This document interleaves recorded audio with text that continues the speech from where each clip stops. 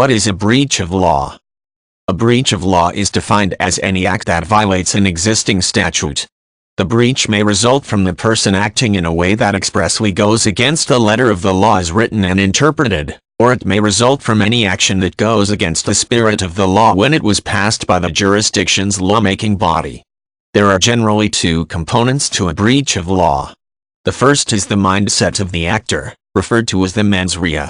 The second is the actual action taken that leads to a breach, called the actus reus. The most obvious way that a person may commit a breach of law is by committing an action that expressly violates the letter of the law. Consider a statute that states no person shall knowingly possess any amount of cocaine. If a man purchases a gram of cocaine from a dealer, as soon as he receives the substance, he is in violation of the statute because he will be in possession of the drug knowing fully what it is. Additionally, someone may commit a breach of law through violation of the general spirit of the law, which is the practical intent of the lawmaking body at the time it enacted the statute. In the present example, the spirit of the law making it a crime to knowingly possess cocaine is to discourage the use of harmful drugs in society.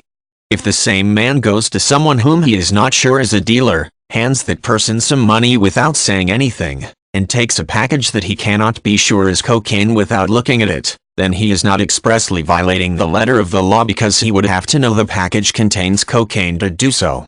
However, by purposefully avoiding the knowledge that the item received is cocaine, he has violated the spirit of the law.